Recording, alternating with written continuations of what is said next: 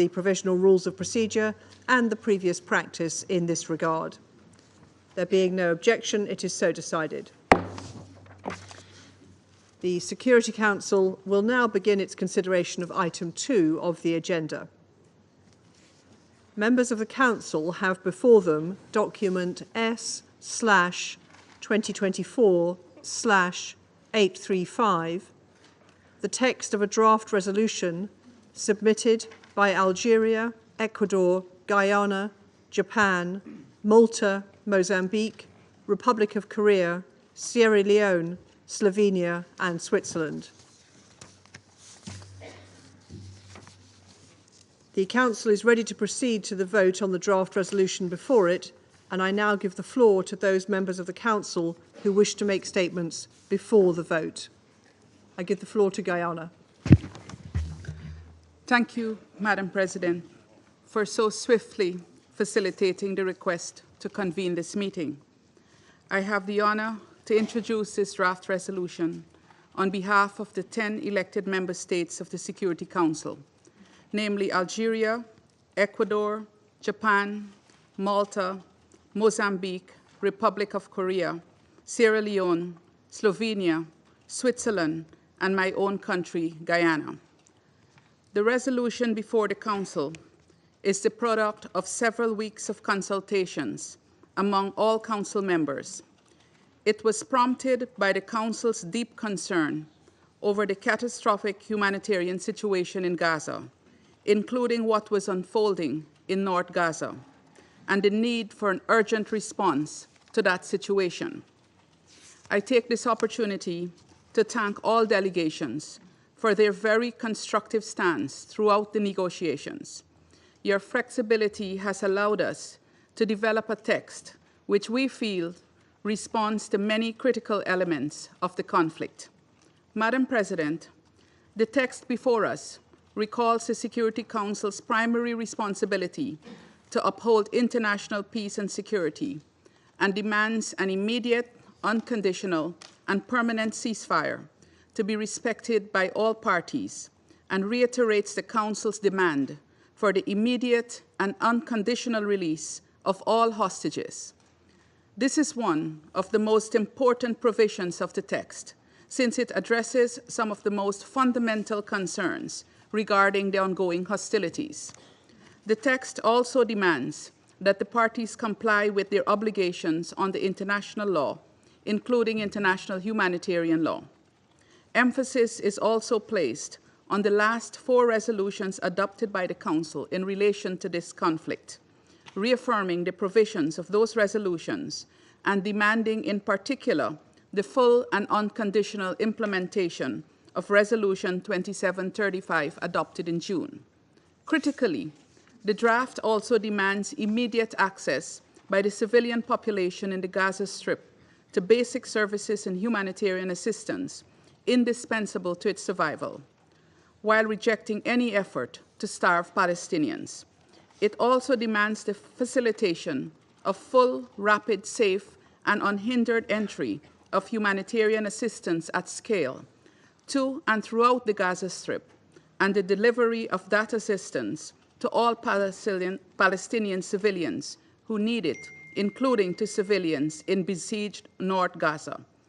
The draft resolution acknowledges UNRWA as the backbone of the humanitarian response in Gaza and calls on all parties to enable the agency to carry out its mandate in all areas of operation. Madam President, the text represents a broad consensus achieved on the basis of careful, inclusive, and transparent negotiations. While several divergent positions have found a balance in the text, the dominant concern has been to provide a legally binding obligation to end the hostilities in Gaza. The E10 sincerely hopes that all delegations will support the text, since it aligns with our Charter responsibility for the maintenance of international peace and security. I thank you. The representative of Guyana for their statement. I shall put the draft resolution to the vote now.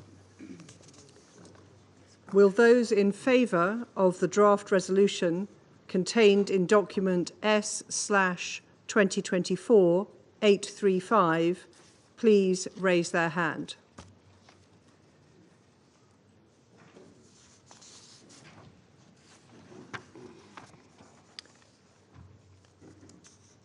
Those against?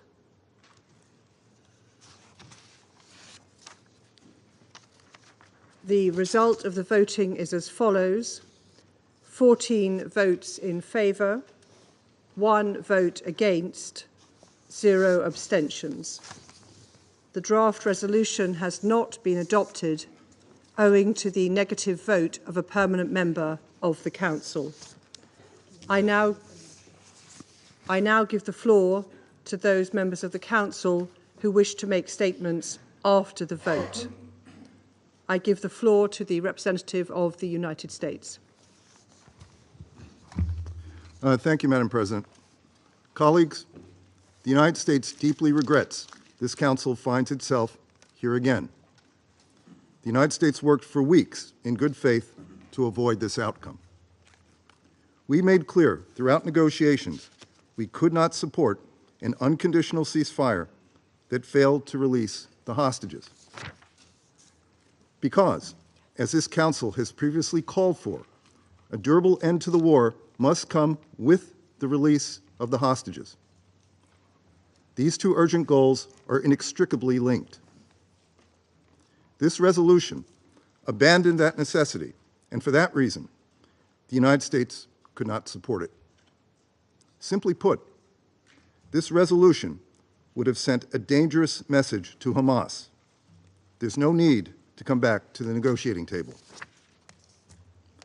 Hamas would have seen it as a vindication of its cynical strategy to hope and pray the international community forgets about the fate of more than 100 hostages from more than 20 member states who have been held for 410 days. We must not let that happen, ever. Let me say this clearly. There are still 7 American citizens in the hands of Hamas. We will not forget them. For our part, we will continue to pursue a diplomatic solution that brings peace, security, and freedom to Palestinians in Gaza. The United States, along with partners in the region, has worked tirelessly to achieve such a deal. But we are not there yet.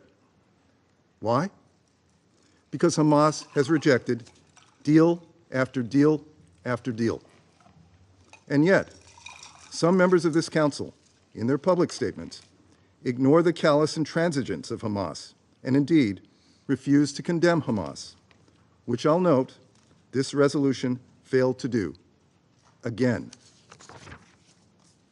Some members of this Council don't seem to want to confront the reality that today, it is not Israel standing in the way of a ceasefire and hostage deal. It is Hamas. Israel has said it is prepared to have a temporary ceasefire in exchange for the release of a few hostages, and then build on that to bring each and every hostage home. Colleagues, the messages we send to the world through these resolutions, they matter. And this resolution had several other problems. Among the most glaring, I've already mentioned the failure to condemn Hamas for its October 7 terrorist attack. It's inexplicable that more than 13 months since that day, some members of this Council are missing the plot, that they refuse to acknowledge it is Hamas that instigated this conflict. It is Hamas that has put millions of Palestinian civilians in harm's way and has brought the region to the precipice of a broader war.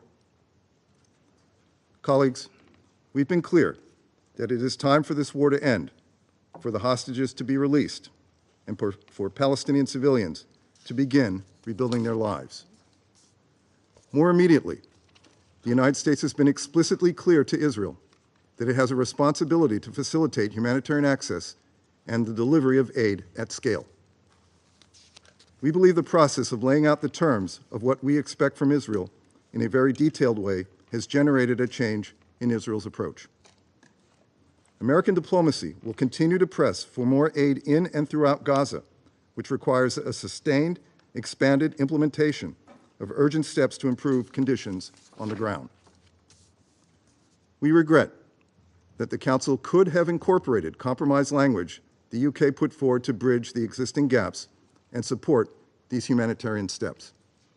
With that language, this resolution should have been adopted, and the Council would have reinforced ongoing diplomatic efforts on the ground.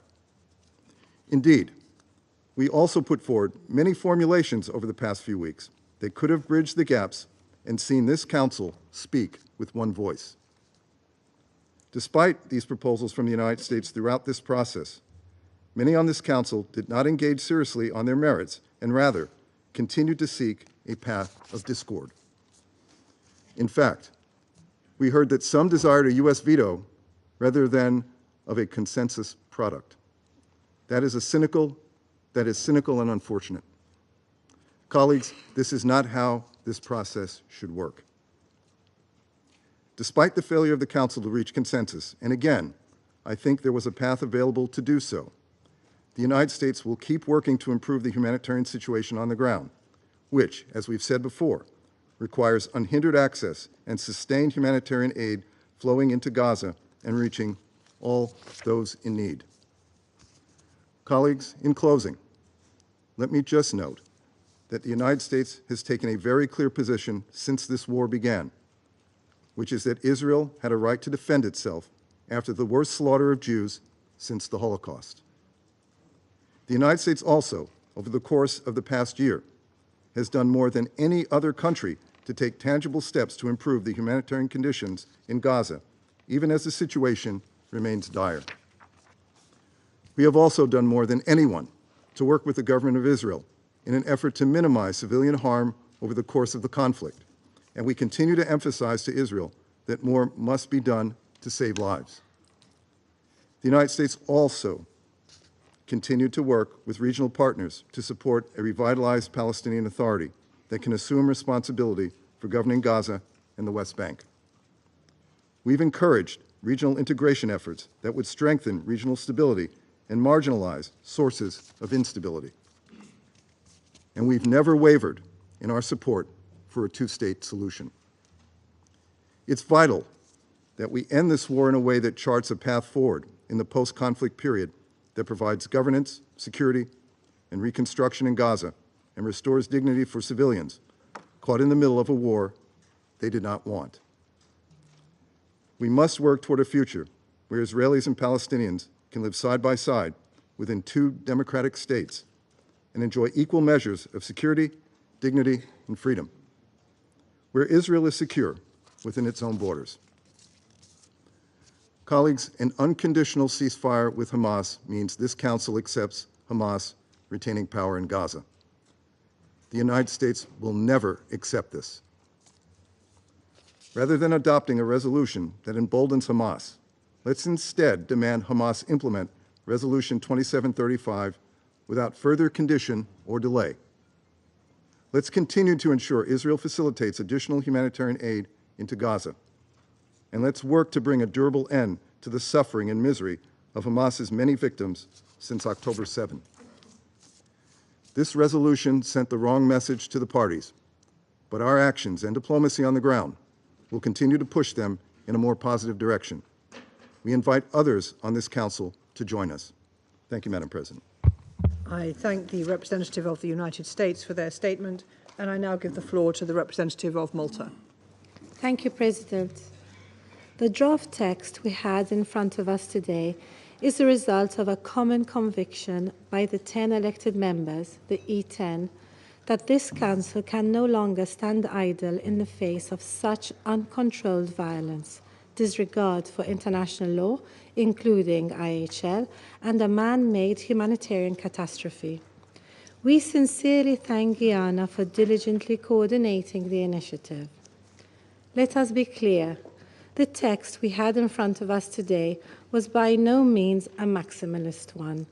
It represented the bare minimum of what is needed to begin to address the desperate situation on the ground. It was a genuine effort to bring the Council to speak with one voice on a conflict that risks dragging the entire region over the precipice. It is deeply regretted that, due to the use of the veto, this Council has once again failed to uphold its responsibility to maintain international peace and security. President, as the region continues to descend into further violence, civilians across all sides continue to endure unimaginable suffering. In North Gaza, hungry Palestinian mothers trudge through a destroyed landscape, seeking food and medicine for their malnourished children, while airstrikes and hostilities continue to decimate their land and people. Innocent civilians have been held hostage in squalor by Hamas and other armed groups for over a year. Lebanese and Israeli families along both sides of the Blue Line and beyond have been forcibly displaced and their homes and communities from their homes and communities in an effort to seek safety. These are the consequences of the ongoing failure to secure a peaceful solution to this conflict. The draft resolution would have finally made a clear demand for an immediate, unconditional and permanent ceasefire in Gaza. It would have demanded that the humanitarian needs of Palestinians in Gaza are urgently met, including for civilians in besieged North Gaza. It would have demanded the immediate and unconditional release of hostages. It would also have sought to call on all parties to enable UNRWA to carry out its mandate as adopted by the General Assembly in the face of grave threats emanating from the recently adopted legislation in Israel.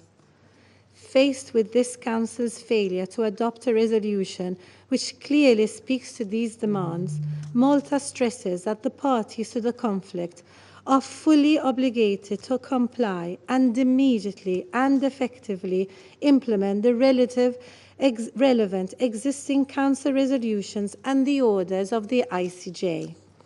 We unequivocally stress that international law, including international humanitarian law and international human rights law, must be respected by all parties. Despite our disappointment due to the result of today's vote, we must not give up. On the contrary, we must redouble our efforts to keep pushing for an immediate and permanent ceasefire in Gaza. The time has come to bring an end to this extraordinary suffering, to restore hope, to give peace a chance. A peace based on a two-state solution in accordance with Security Council resolutions and internationally agreed parameters. Thank you. I thank the representative of Malta for their statement, and I now give the floor to the representative of Algeria.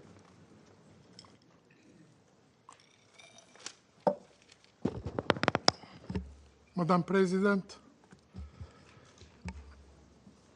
at the outset, I extend my gratitude to those who voted in favor of the draft resolution presented by the 10 elected members who are the representative of the collective will of the international community.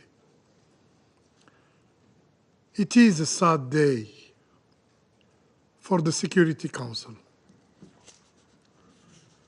for the United Nations, and for the international community as a whole.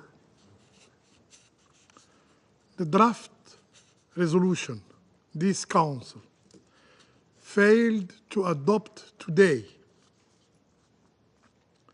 sought only to break its deafening silence 5 months after the adoption of the Resolution 2735. 5 months during which the Security Council remained idle, remained hand-tied.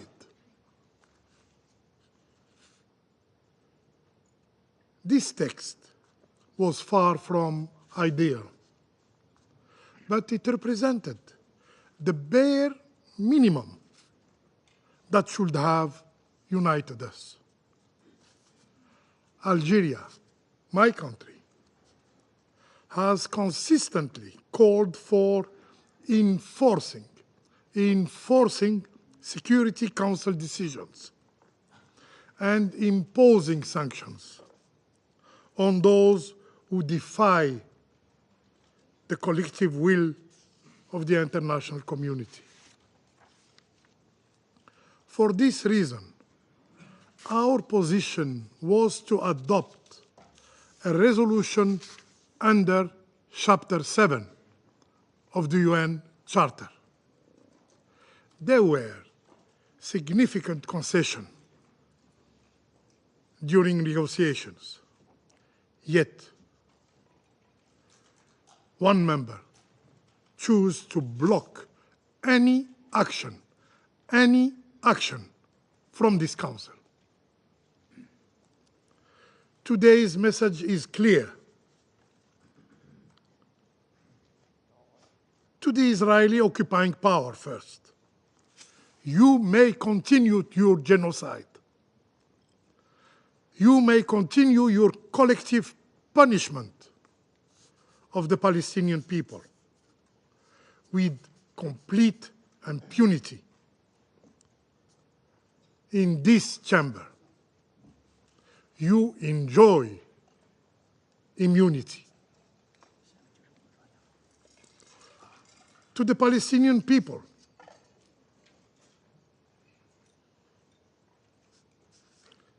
another clear message. While the overwhelming majority of the world stands in solidarity with your plight, tragically, others remain indifferent to your suffering. Madam President, we must ask ourselves today, as human beings, is it not enough that 44,000 Palestinians have been killed in Gaza, 70% of whom are women and children? How many more must perish before this Council imposes a ceasefire? Is it not enough that the number of orphans in Gaza now range between 17,000 and 18,000, many of whom have no surviving family members to care for them? Gaza, once known as a city of children, has tragically become a city of orphans. How many more children must be orphaned before this Council takes actions? Is it not enough that over 170 journalists have been killed in Gaza? And how many more journalists must die before this Council acts? Colleagues, Israel, the occupying power, has killed more journalists in 1 year than those lost in World War II and the Vietnam War combined. Where are those? Where are those who proclaim to be defenders of human rights and freedom of expression? Why are they silent in the face of such atrocities? Is it not enough that at least 326 aid workers have been killed, the highest number ever recorded in history. How many more must sacrifice their lives before this Council decides sanctions? Is it not enough that over 1,000 health workers have been killed? How many more must fall before this Council takes decisive action? Is it not enough that almost the entire population of Gaza has been forcibly displaced and face famine now, with some already succumbing to hunger? How many more must starve to death before this Council responds? Madam President, in the past year, the Council adopted 4 resolutions. Negotiations were conducted. Calls from every corner of the globe were made. Yet, nothing has stopped the Israeli killing machine in Gaza. And the reason is painfully clear. Israeli leaders operate with the full knowledge that they enjoy impunity. They enjoy immunity. They are certain that this body, the Security Council, tasked with maintaining international peace and security by the UN Charter, will be prevented on acting to halt the genocide. Today, we have missed an opportunity. This failure that will have devastating consequences for the international order. But rest assured, this will not be the last time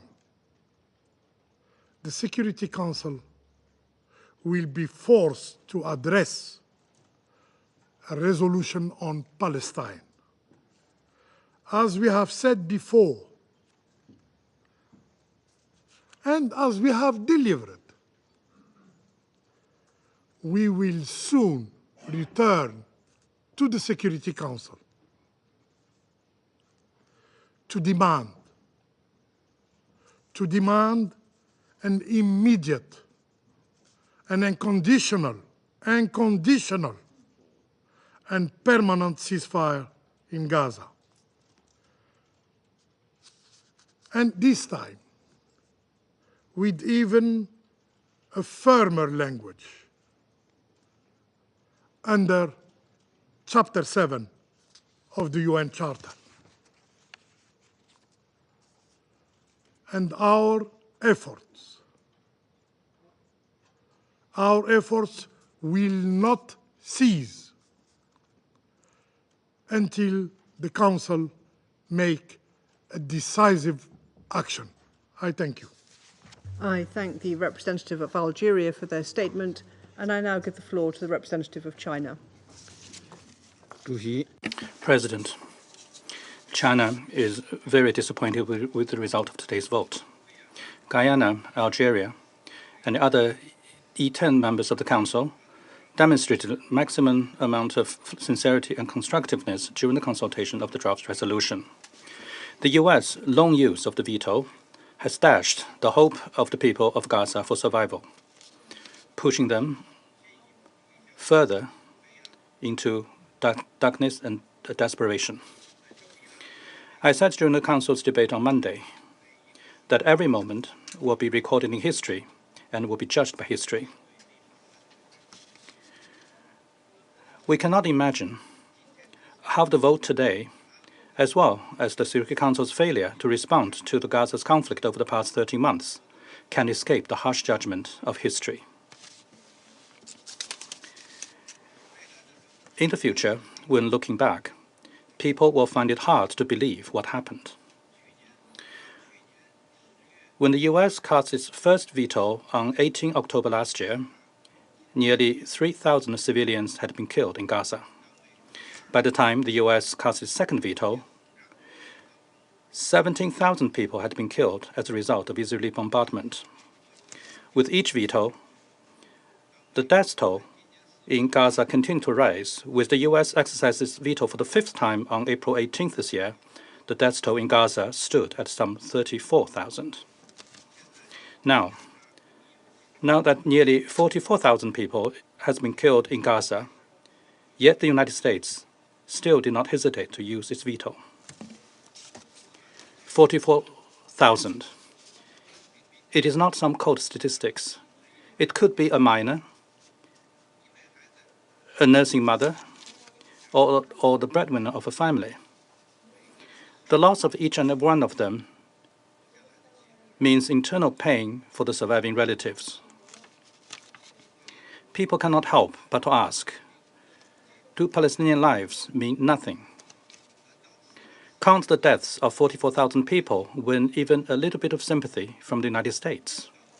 How many more people have to die before they wake up from their pretend slumber? In the future, when looking back, people will find it hard to understand what happened. The Security Council is mandated under the UN Charter to shoulder the primary responsibility for maintaining international peace and security. It is incomprehensible why, for the past years or so, the United States has been so insistent in rendering the Council incapable of playing its role, leading to its paralysis. The US claims to be conducting parallel diplomatic efforts and has repeatedly promised that progress would be made soon in the negotiations.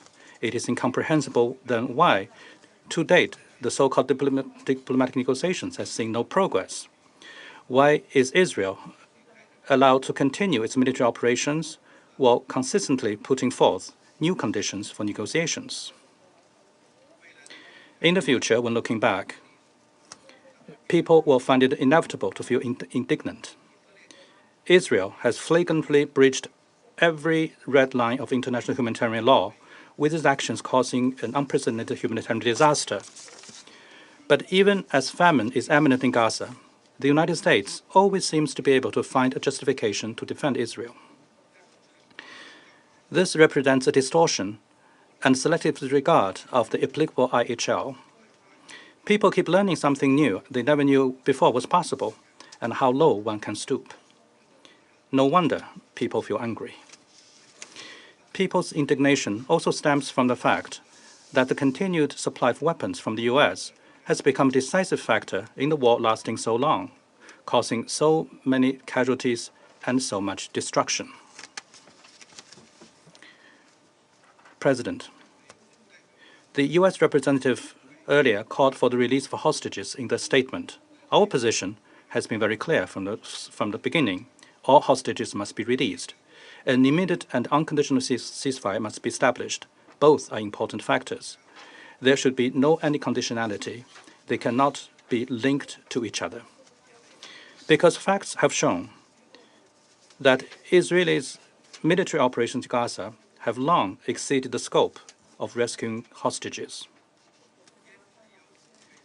Insistence on setting a precondition for ceasefire is tantamount to giving the green light to continuing the war and condoning the continued killing.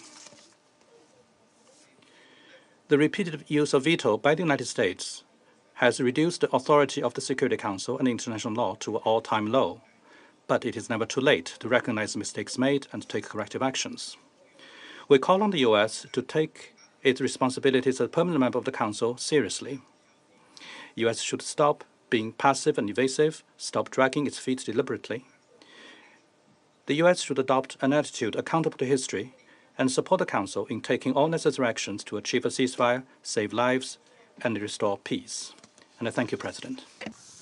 I thank the representative of China for their statement, and I now give the floor to the representative of Slovenia. Thank you, Madam President.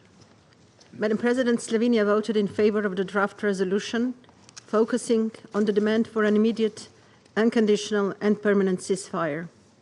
We thank Guyana for the able steering of E10 efforts as the coordinator and the other E10 members for the excellent cooperation in presenting this resolution. Since the start of the war in Gaza more than a year ago, Slovenia has been continuously calling for a strong, united voice from the Council on this issue. We have been supportive of every effort to find that unified response. It is undisputable that this Council is a primary body entrusted with the maintenance of international peace and security. It is the responsibility of every member state to contribute. As an elected member, our sense of responsibility has been growing. The war has brought pain and destruction, confrontations and shockwaves, limitation and attacks on the UN, and violations of international law.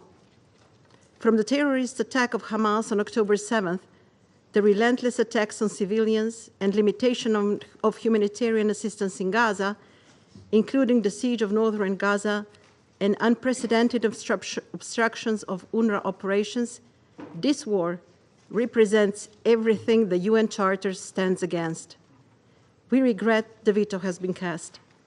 Even more, since this war was its humanitarian impact and spillover effect amounts to a serious threat to international peace and security. We deeply appreciate the work done by Egypt, Qatar, and the United States aimed at reaching a ceasefire deal on the ground. As we clearly stated during the adoption of the Resolution 2735, we believe that calls by the international community, efforts by mediators, and those of a bilateral nature are intertwined and should be mutually reinforcing. Madam President, the suffering in Gaza must end. The suffering of people in Palestine, Israel, Lebanon, and in wider region must end. There must be an immediate, unconditional, and permanent ceasefire. Hostages must be released.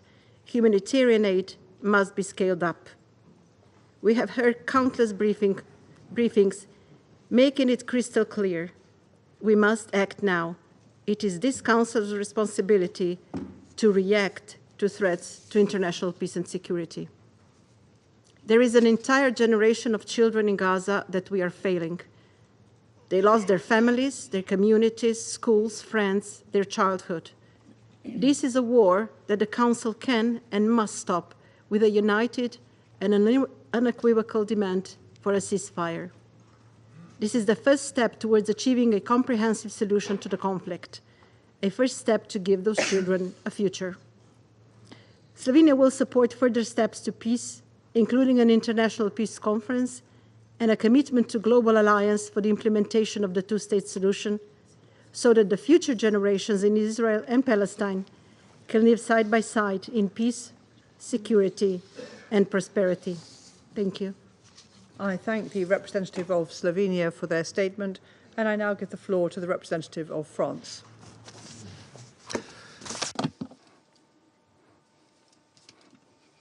Madam President, France would like to thank the elected members of the Security Council for having prepared this draft resolution, and we deeply regret that it wasn't able to be adopted today.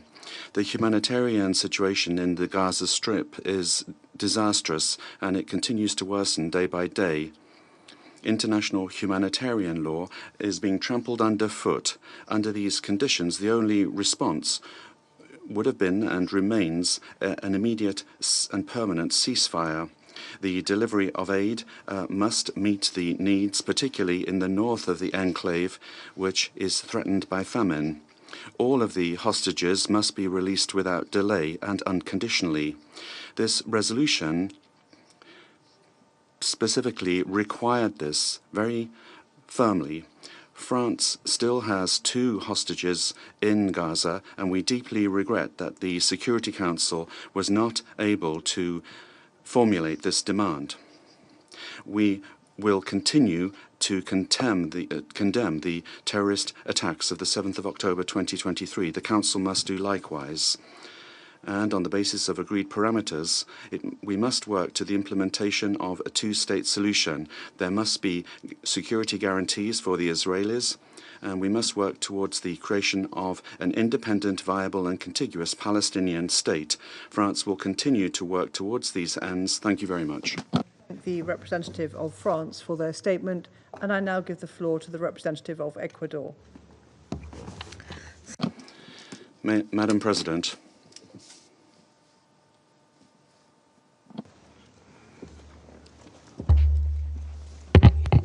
Me disculpo, señora. do forgive me, Madam President.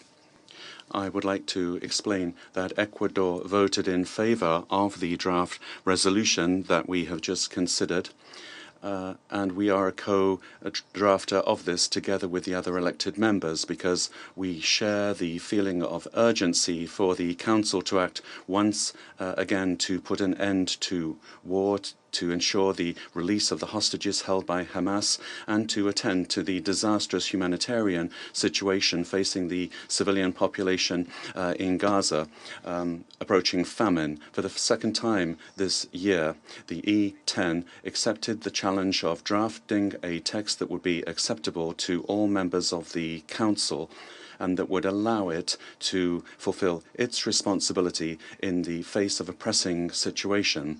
The draft resolution is the outcome of a long process of negotiations in which we saw the participation of all members of the Council, and that was coordinated in a very swift and delicate manner by the delegation of Guyana, and we thank you for that. The text that we considered was asking the Council to require an immediate ceasefire, the release of hostages, and the urgent delivery of humanitarian assistance for the civilian population. These demands are shared by an overwhelming majority of the members of this organization. Other elements of great urgency and importance were also included in the draft resolution, such as the need to implement the current resolutions that were adopted in previous months and to meet the standards of international humanitarian law. The text also contains a condemnation of all terrorist acts, which implicitly includes those that have been committed by Hamas on the 7th of October 2023 and the taking of hostages. My delegation once again deplores these barbaric acts, the immediate cause of the war that has now laid waste to Gaza. In such a complex situation, a perfect situation in everyone's eyes is impossible to attain.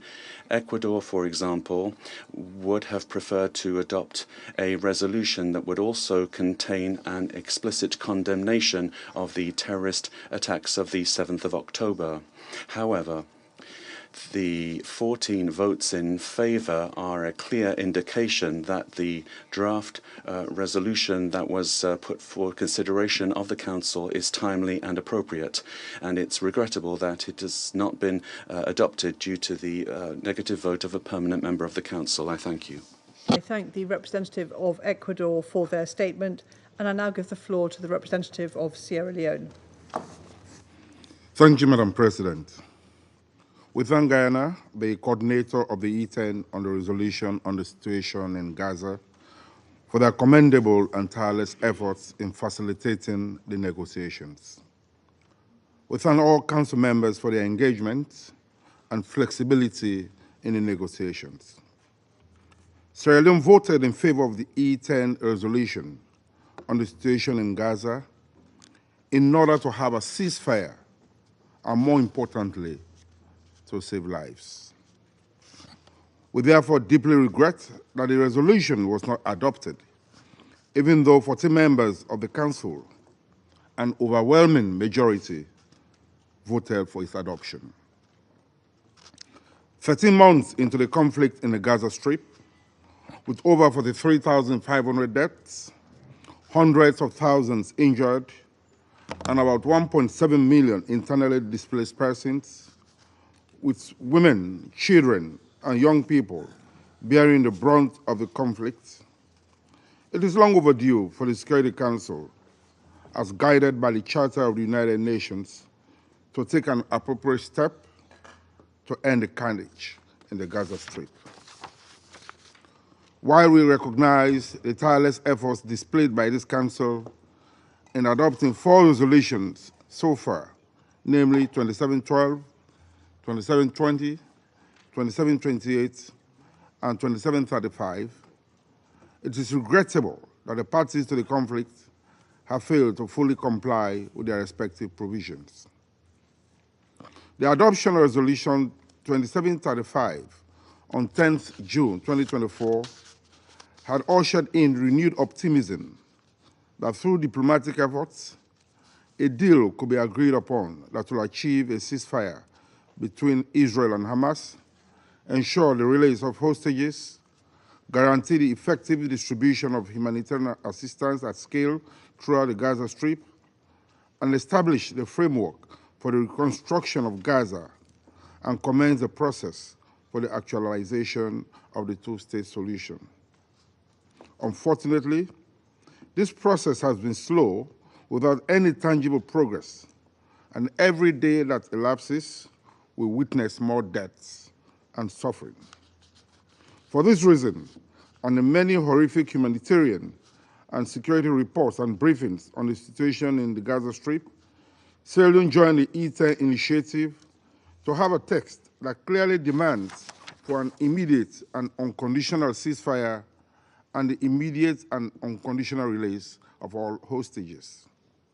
The text further called for compliance with obligations under international law, access by the civilian population in the Gaza Strip to basic services and humanitarian assistance indispensable for their survival, while acknowledging UNRWA's role in facilitating and distributing aid to civilians. An adoption of this text could have compelled the parties to the conflict to fulfill their legal, political, moral, and humanitarian obligations to the civilians in the Gaza Strip and the hostages held by Hamas since the 7th October 2023. It could have been a path to justice and an enforcement of accountability. It would have allowed this Council the opportunity to affirm its role and unite its strength to save humanity from destruction. Nevertheless, we will not despair, and so Sierra Leone remains committed to supporting any credible and serious political and diplomatic efforts that will finally address this protracted conflict. I thank you.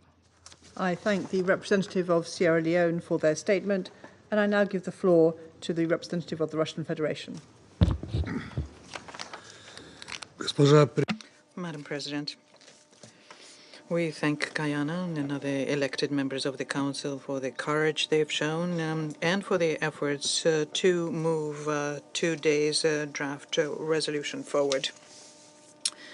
We supported the document, and we pay tribute to those responsible members of the Council who, just like us, understand that there's a need to have the speediest and unconditional ceasefire in Gaza as a gauge for general stabilization in the region.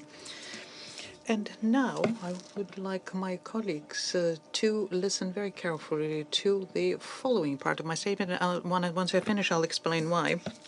It is shocking that the U.S. has vetoed an effort to save the lives of Palestinians and Israelis, though perhaps we shouldn't be surprised about it. For months, the United States has obstructed and obfuscated, standing in the way of the Council action to address the catastrophic situation in Gaza and playing on one side of the conflict to advance its own political objectives at the expense of Palestinian lives. Today, the Council would have come together to call for a comprehensive ceasefire, protection of civilians, and solution to the whole complex of humanitarian problems faced by the Palestinians. The U.S. claims it is in the interest of the regions, but votes against a resolution supported by the majority of regional countries, and which would have passed for the benefit of the region. We could have demanded today an immediate, unconditional, and sustainable ceasefire in Gaza, as well as an immediate and unconditional release of all hostages. It is unconscionable that the U.S. would cynically stand in the way of demanding such actions to save lives in the world's worst humanitarian crisis. We do not need to be lectured by the United States on hypocrisy. Hypocrisy is what they exhibit every day in different conflicts, not respecting state sovereignty and shamelessly imposing their own rules and interfering in their internal affairs. As a result, tens of thousands of civilian lives have been lost. We are watching the situation closely and will continue to call out abuses and those who are responsible, particularly the United States. We must continue to amplify the voices of Palestinian people who are calling for peace, prosperity, and justice. And the United States cannot stand in the way of that. You gathered, I take it, that what I've just quoted is almost a direct quote from yesterday's statement by the United States during the voting on the resolution on Sudan. And in our view, this was a very appropriate quote. We would like to thank our American colleagues for the fact that they relieved us of the need to preparing most of the statement in the explanation of the vote because of their statement yesterday. Now I will address my American colleagues and say that you today have definitively shown that you are fully responsible for the death of tens of thousands of innocent civilians, for the privations of refugees, suffering of hostages, and the illegally detained Palestinians. It was very interesting to hear the representative of the American representative today in the wake of the vote. For example, he said that the resolution does not contain provisions on the release of hostages. Well, it does contain such a provision. Perhaps the U.S. representative should read through the resolution before voting against it. He also stated that the resolution does not have a condemnation of the attack on the 7th of October. I would like to remind our American colleagues here that it was the United States who, on the 18th of October 2023, vetoed a Security Council resolution which condemned a condemnation of the 7th of October attack. The United States positioned themselves as a key partner, not just for Israel, but also for the Arab states. But they vote against resolutions who are in the interest of all of the Arabs and supported by the Arabs themselves. If the draft had been passed, we could have demanded that Israel end its deadly attacks in Gaza, in the West Bank, that it rein in its continued aggression against Lebanon and Syria. We could have sent a very clear signal to the parties to end violence and move on to the political and diplomatic settlement of the Palestinian issue. But the cold and cynical opposition by the United States to the simple demand on behalf of the Council to save human lives is an unconscionable and inhumane act. We have no doubt that the Israelis themselves are interested in ending the spiral of violence, and we categorically reject attempts to present the events on the 7th of October of 2023 as the starting point for the bloody events in the region now. The reasons for that are much deeper, and they have to do with a very old historic injustice where one side was given the opportunity to create their own state, and others have been consistently denied the exact same right. We will continue speaking resolutely for demanding the end of violence against Palestinians. No doubt, we will continue calling out the abuses and hypocrisy by the United States when it comes to settling this situation. We will not allow the United States to muzzle the voice of the Council when and continue emboldening further merciless operations by Israel. Our common duty is to make sure that the voices of the absolute majority of the people on this planet to end this spiral of violence in favor of a just settlement of the Palestinian issue on the basis of an acknowledged basis and the desire to become a full member of the UN, that these voices be heard. We must bring peace, stability, and prosperity to the Middle East. And no one, including the United States and other Western states who indulge them, has a right to inhibit these aspirations. I thank you. I thank the representative of the Russian Federation for their statement, and I now give the floor to the representative of the Republic of Korea. Thank you, Madam President. Since the adoption of Resolution 2735 this past June, the Security Council has been hoping and expecting the finalization of the deal to achieve an immediate ceasefire and release of all hostages in Gaza. As the President of this Council in June, I remember how desperately all Council members aspired for the swift implementation of this resolution, which urges both parties, notably Hamas, to accept the proposed agreement. Since then, 5 months have passed, and the conflict has brought even more death, misery, and destruction to Palestinian civilians and Israeli hostages. And it is deeply disappointing that in spite of the efforts by mediators, US, Egypt, and Qatar, Resolution 2735 has yet to be implemented. The Republic of Korea still hopes that those diplomatic efforts will lead to a fruitful outcome that accomplishes an immediate ceasefire along with the release of all hostages. Madam President, as repeatedly pointed out, under this ceaseless armed conflict in Gaza, humanitarian efforts cannot deliver substantive results. An immediate ceasefire is not only an option, it is the only way to save lives in Gaza. This is why the 10 elected members of the Council, including the Republic of Korea, commenced a new initiative demanding an immediate, unconditional, and permanent ceasefire in Gaza, and in parallel, demanding an immediate and unconditional release of all hostages. It is regrettable that the draft resolution could not garner the support needed to be adopted today. However, we do believe that all members of the Security Council agree on the imperative of an immediate ceasefire in Gaza, though members may have different views on how to arrive at the goal. Thus, the Republic of Korea will not lose hope for a ceasefire and the release of all hostages at the earliest possible juncture. I thank you, Madam President. I thank the representative of the Republic of Korea for their statement, and I now give the floor to the representative of Japan. Thank you, Madam President.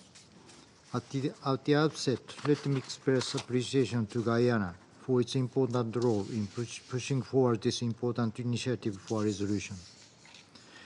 It has been more than 400 days since Hamas and others killed more than 1,200 Israelis and took more than 200 hostages, which Japan firmly condemns.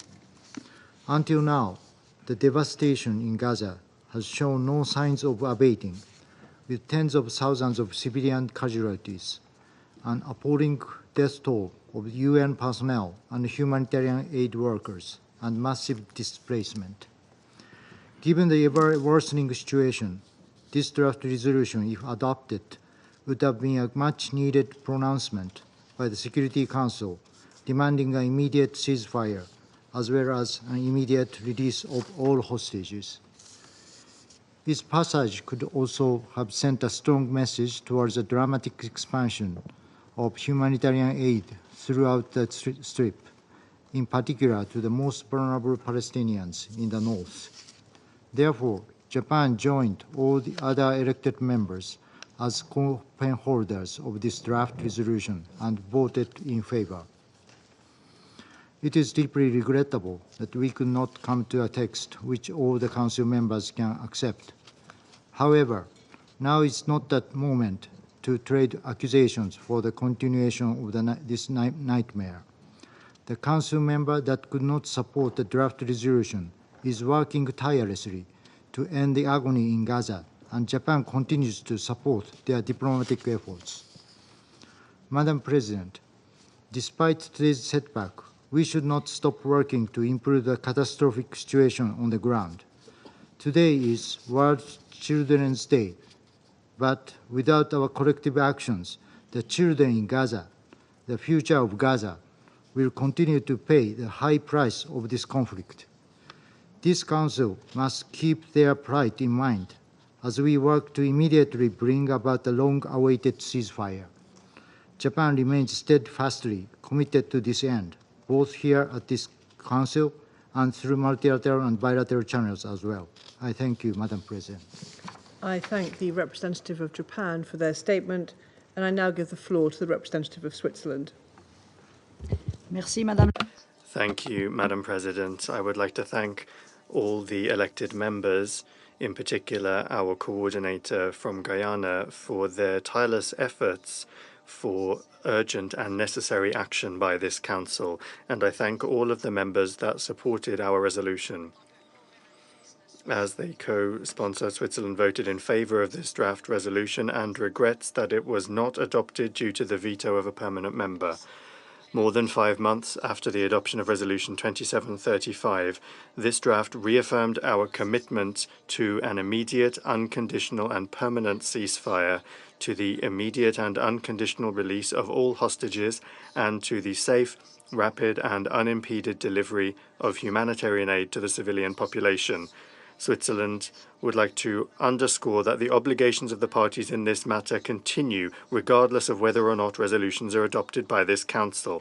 It is high time that the parties respected these obligations and protected civilians and civilian infrastructure in accordance with international humanitarian law. The violence and dehumanization in this conflict must end. I would like to underline the strong commitment of the group of elected members to unified action by the Council. The Council can continue to count on us for future action to promote peace and security between Israelis and Palestinians and in the region as a whole. Madam President, the situation is urgent. In Gaza, civilians are exposed to hostilities, incessant displacement, epidemics, and the risk of imminent famine, while the hospital system has been almost completely destroyed. As the occupying power, Israel has a duty to ensure that the basic needs of the population in the occupied Palestinian territory are met.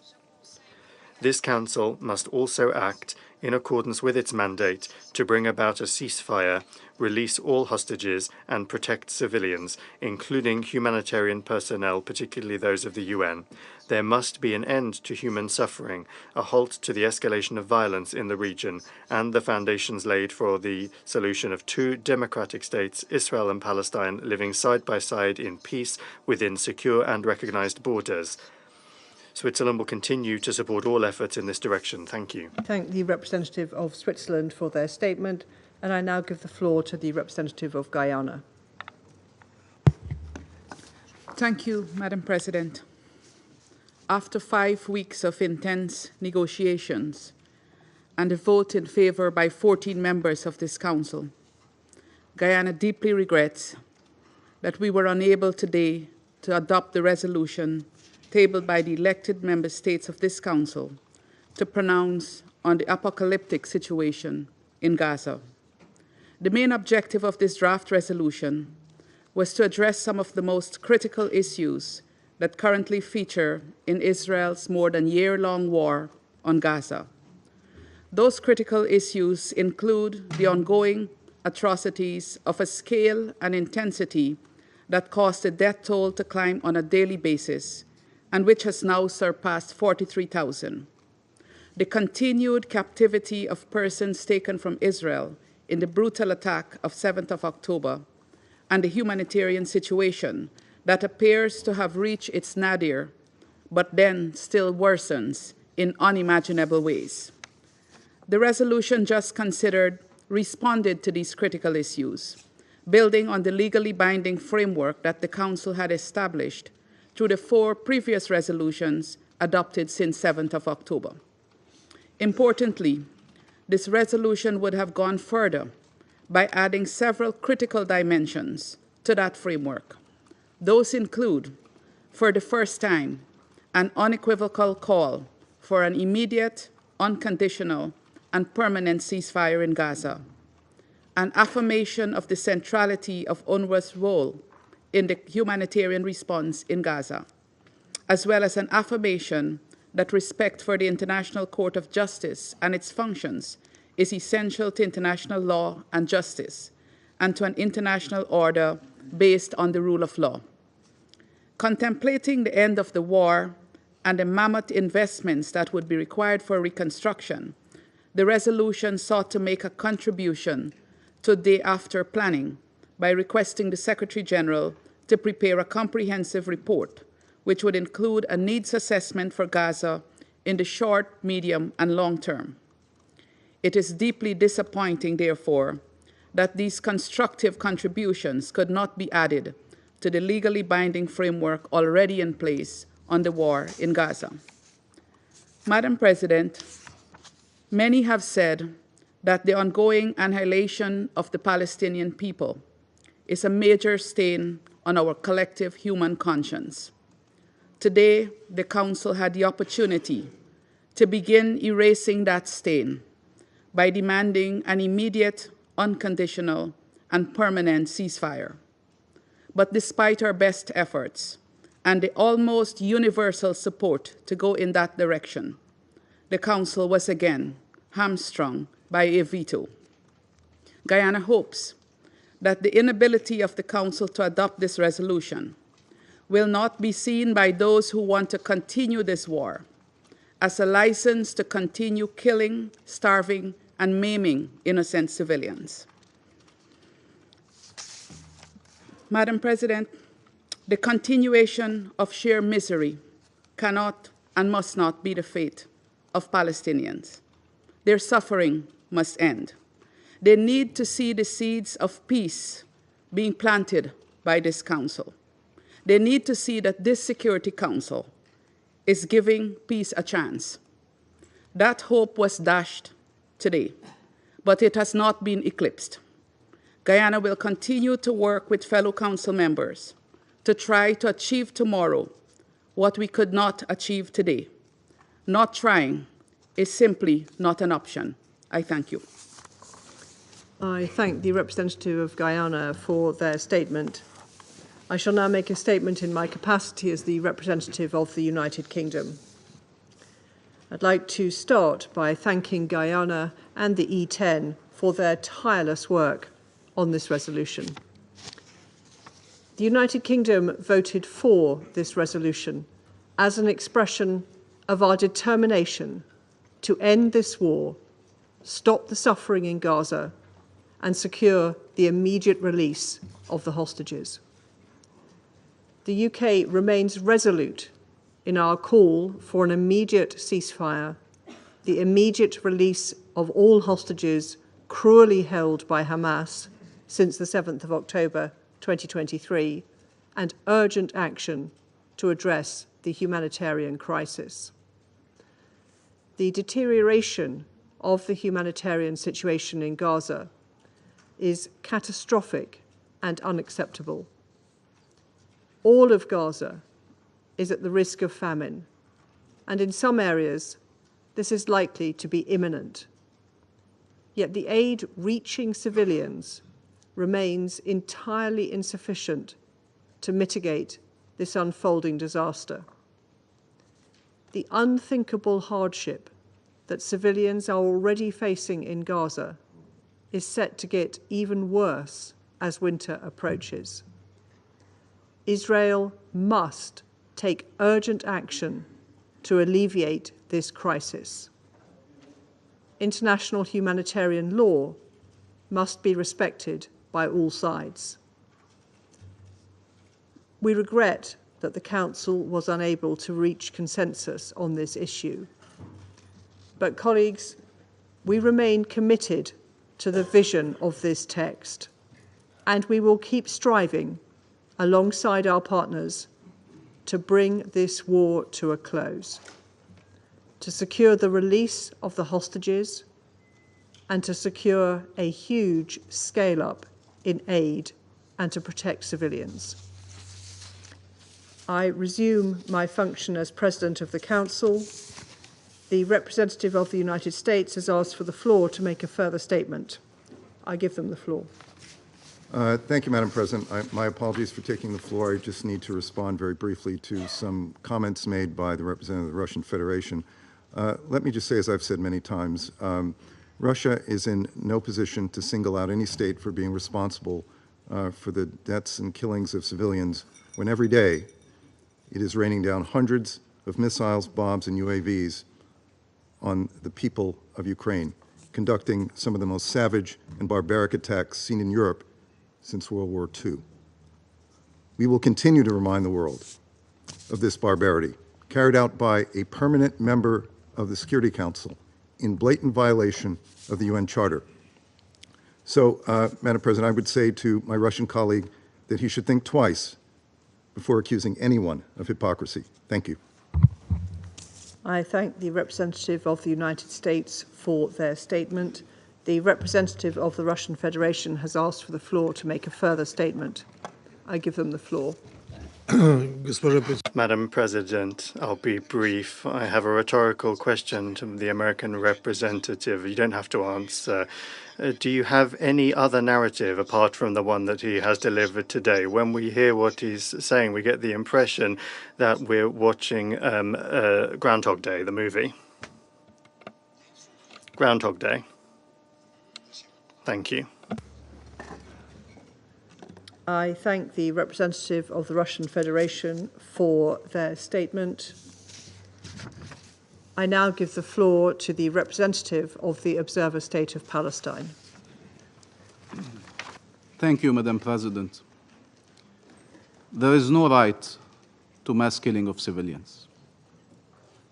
There is no right to starve an entire civilian population. There is no right to forcibly displace a people. And there is no right to annexation. This is what Israel is doing in Gaza. These are its war objectives. This is what the absence of a ceasefire is allowing it to continue doing. This full-fledged Israeli assault against the Palestinian people and the Palestinian land is about everything except the hostages. If the families of hostages can see that, how can anyone in this room claim otherwise? A ceasefire will allow to save lives, all lives. This was true a year ago. This is even more true today. A ceasefire doesn't resolve everything, but it is the first step towards resolving anything. And what is the answer of those who are still unwilling now, after all this death and destruction, not to call for an unconditional ceasefire? Is it to accept that the killing should continue until we resolve everything while we watch that we are resolving nothing? We heard over and over again statements in this chamber by all members without distinction about protection of civilians, about rejecting forcible displacement, about rejecting starving the Palestinian population, about rejecting annexation, about rejecting wanton destruction, about rejecting regional escalation. Everyone around this table agreed on these objectives, and yet here we are. 44,000 Palestinians killed. This is those who are accounted for. Many more are not accounted for. One day we will retrieve them in mass graves under the rubbles, and we will discover the real numbers of this horror. And there will be many that we will never retrieve. Famine that is looming all over Gaza, that is a reality in northern Gaza. 2 million people displaced, still hunted even when they are in tents. Total destruction of Gaza and all the requirements of life in it. And war on Lebanon, its people and its sovereignty. What does it mean to proclaim all these principles, we reject, we reject, we reject, and then shield Israel of the consequences of its actions, thus allowing it to do exactly what we're asking it to stop doing. Madam President, the world should not grow accustomed to the death of Palestinians, to seeing Palestinian children starving, to seeing mothers carrying their children from one place to another, forcibly displaced. They should not get accustomed to seeing journalists killed and humanitarians killed, to see Palestinians detained, abducted, carried on trucks to go be tortured, sexually abused, and raped. The fact we are Palestinians does not make that less shocking or less outrageous. Maybe for some we have the wrong nationality, the wrong faith, the wrong skin color.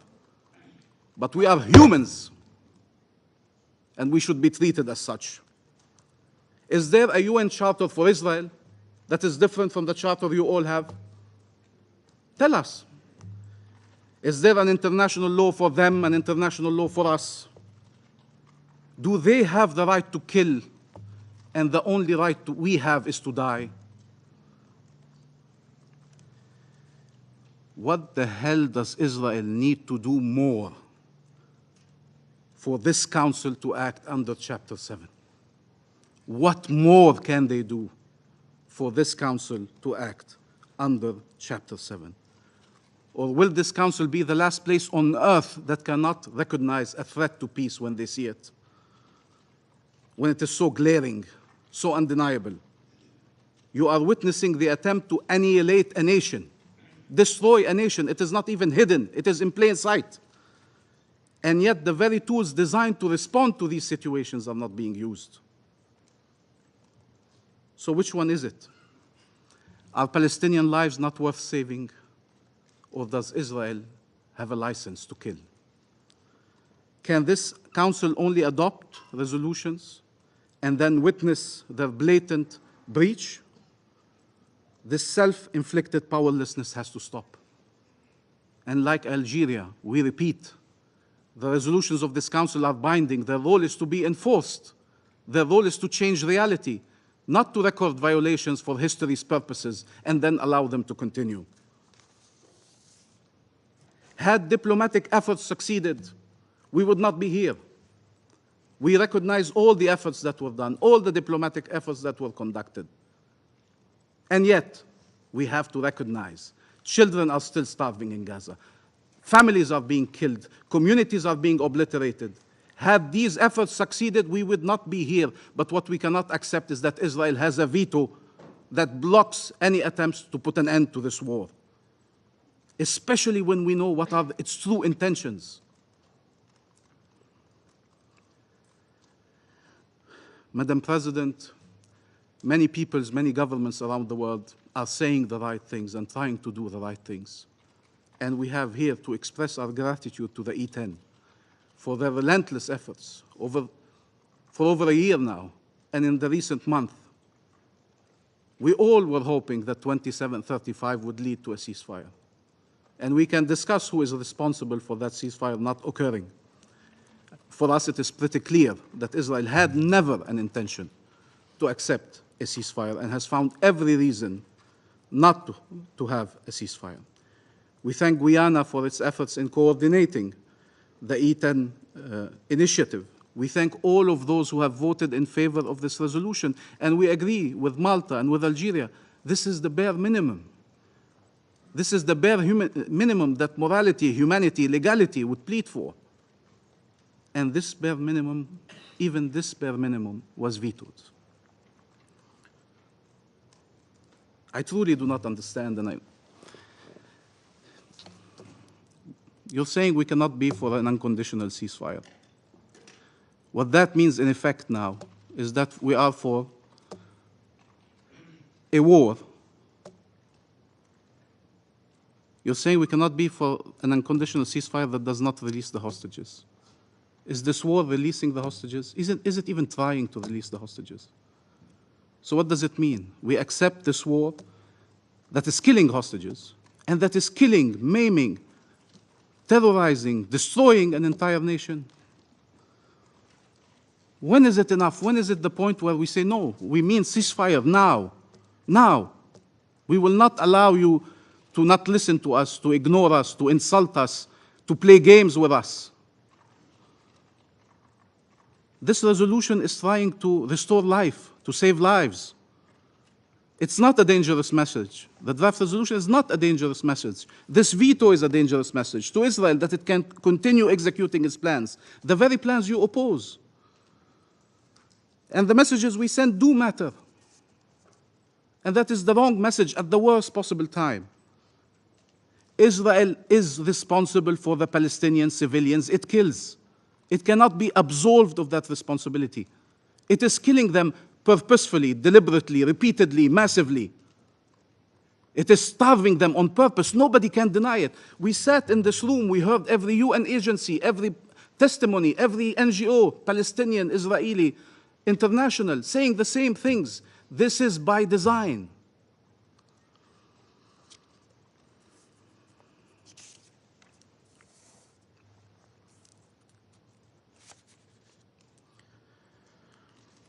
What does it mean that release of the hostages should be unconditional? This is what the Council has said repeatedly now for a year. Release of hostages should be unconditional. But stopping killing Palestinians is conditional? There are acceptable conditions to stop the mass killing of Palestinians?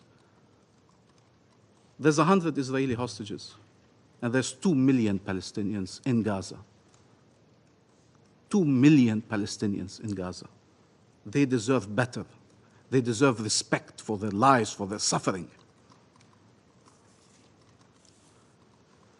Israel will always claim conditions have not been met because its plans require it to continue this war, to annex the land and destroy the people.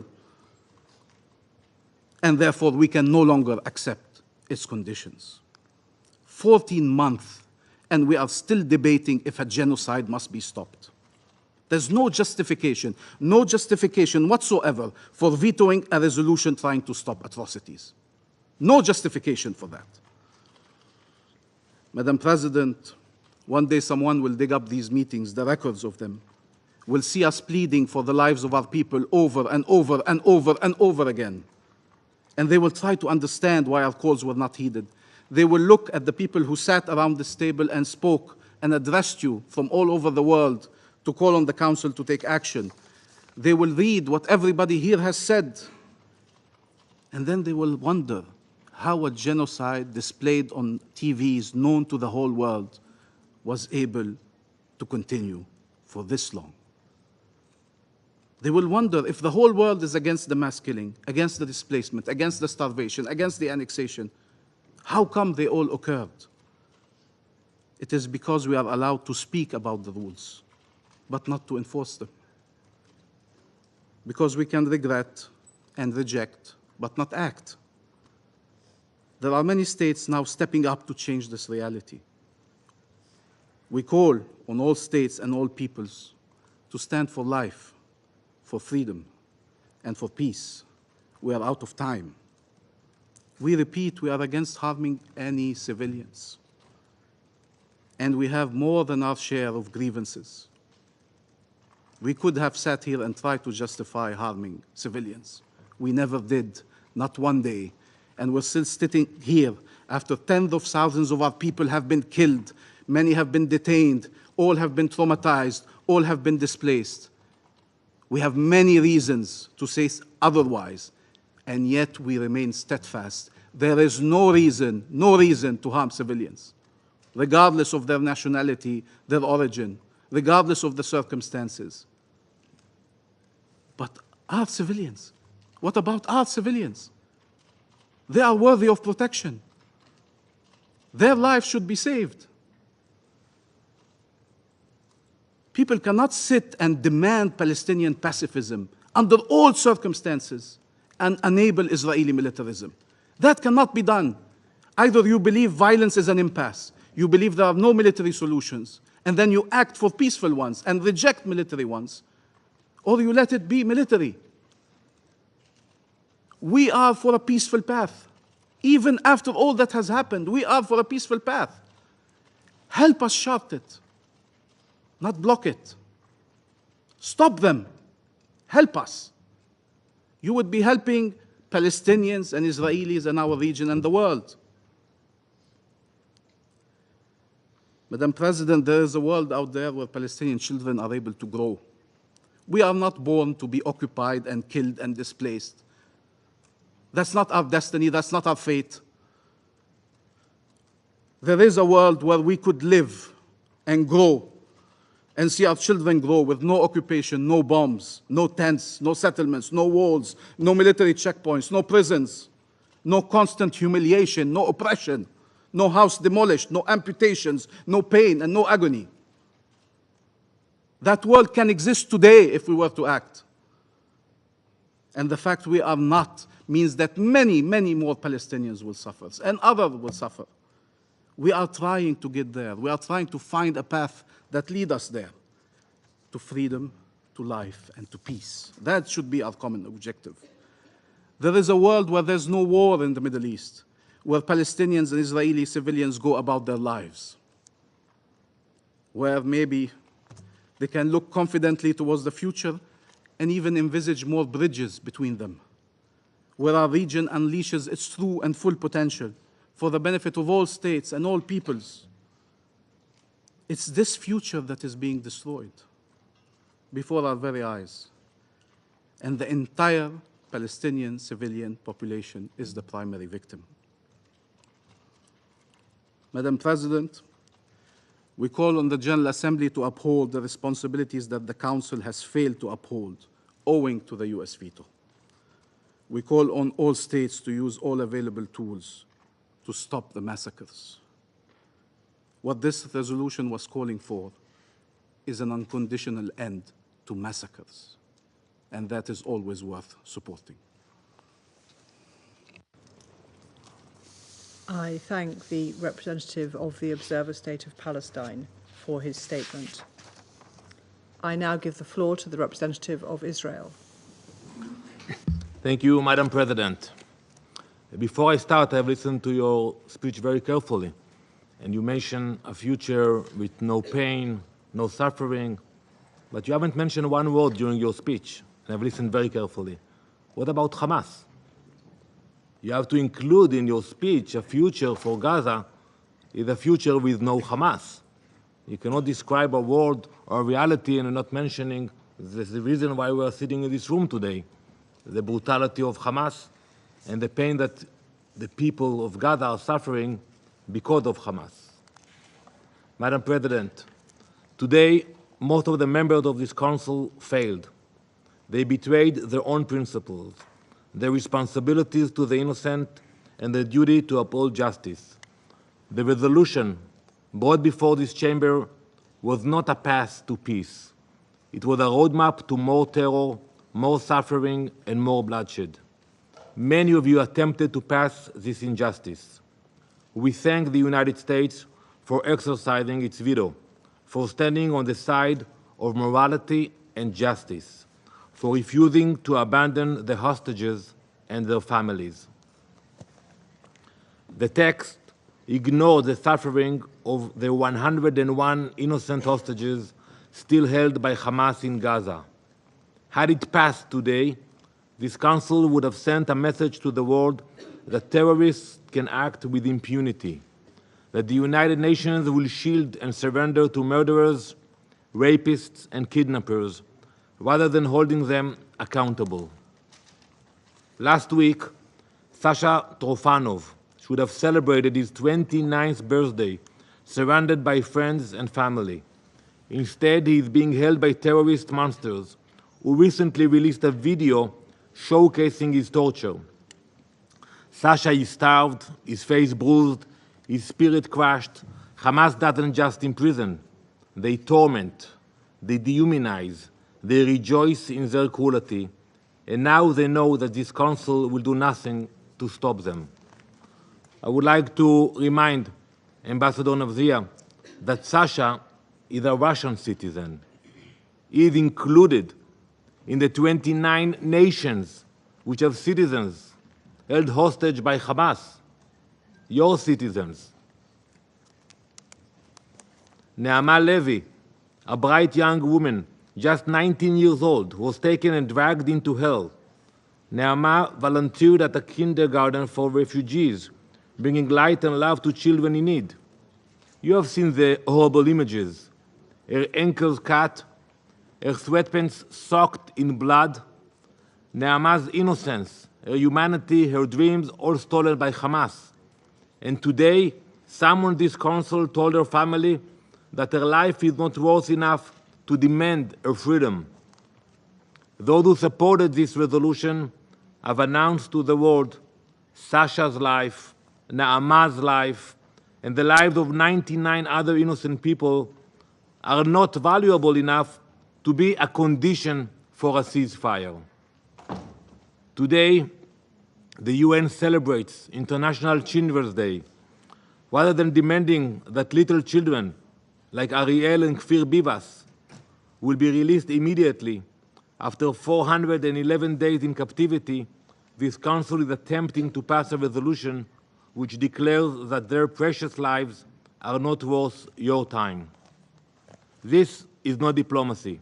It is appeasement. It is abandonment of the very idea that this Council claims to defend. The world should be clear-eyed about what this text truly represents. It rewards Hamas for their barbarity. It validates their strategy of using human shields, targeting civilians, and tormenting hostages in their terror dungeons. It would have set a horrifying precedent that terrorism pays, that violence is met not with condemnation, but with concessions. Why you couldn't agree about condemnation of Hamas? You mentioned you worked tirelessly about drafting this resolution. Couldn't you sit down, the 14 countries who voted for that, and agree about a condemnation in this resolution? Like one line? We condemn the atrocities of Hamas? Was it so difficult? This Council has already adopted 4 resolutions demanding the release of the hostages. Hamas has ignored every one of them. Why wouldn't they? They have faced no consequences for their crimes, no repercussions for their atrocities, no accountability for their barbarity. Madam President, the loss of civilian life in Gaza is a tragedy. But it is a tragedy authored by Hamas. They started this war. You have to say it. You have to say that they started it on October 7th. We are not here because we wanted to be here. They have held innocent Israelis hostage for over 400 days with no sign of life or humanitarian access. They use Palestinian civilians as human shields. If this Council fails to place the blame on the terrorists, it only emboldens them further. Israel will continue to defend itself. We will never abandon our hostages. And you have to understand that. Look at your values and understand why. We will never forget them, and we will never stop fighting for their freedom. If Hamas were to release the hostages and surrender their weapons, not one more shot would need to be fired. But until that day comes, Israel will do whatever it takes to protect its people and bring our loved ones home.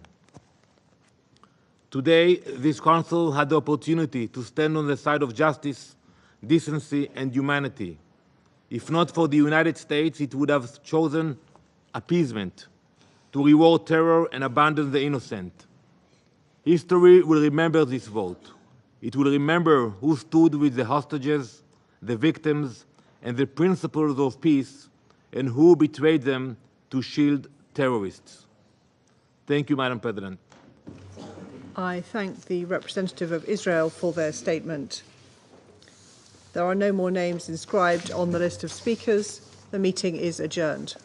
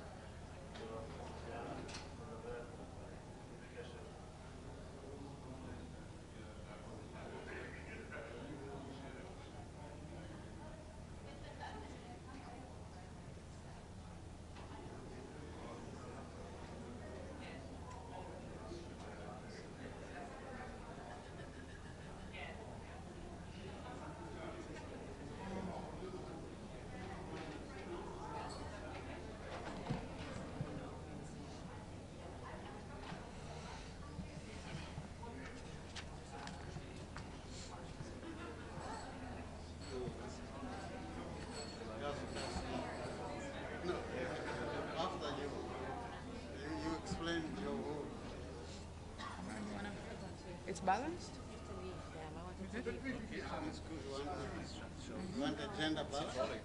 The third one should be here. Okay.